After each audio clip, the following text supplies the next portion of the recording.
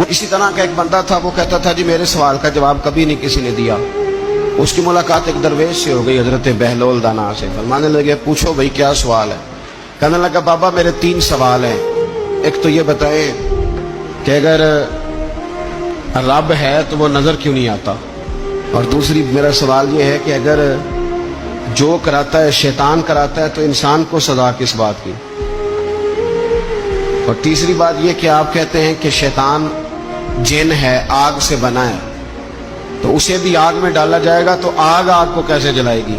پہلی بات یہ کہ رب ہے تو نظر کیوں نہیں آتا، اور دوسری بات یہ کہ اگر سارا کچھ شیطان کراتا ہے تو پھر انسان کو سزا کس بات کی؟ اور تیسرا سوال میرا یہ ہے کہ اگر شیطان کو آگ میں ڈالا جائے گا تو وہ تو خود آگ سے بنا ہوا ہے، تو آگ کو کیسے جلائے گی؟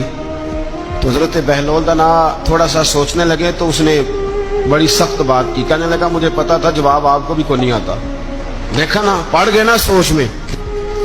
نیچے ایک روڑا پڑا تھا مٹی کا، اینٹ کا نہیں۔ مٹی بھی کئی دفعہ خشک ہو جائے نا دھوپ میں، کچی مٹی بھی تو روڑا تگڑا بن جاتا ہے۔ مضبوط روڑا پڑا تھا۔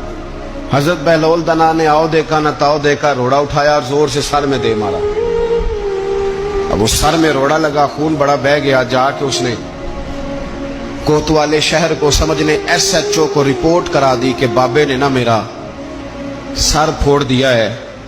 بلا لیا، وہ SHO کہنے لگا بابا تو اس طرح کا ہے نہیں۔ اس نے کہا جی مار دیا۔ آپ دیکھیں وہ کیا ہمارے ہاں پہلے نتیجہ لیا جاتا ہے، اور بڑے جناب اس کے پروگرام ہوتے ہیں، پلاننگ ہوتی ہے، اس کے مطابق پھر پرچہ کٹتا ہے۔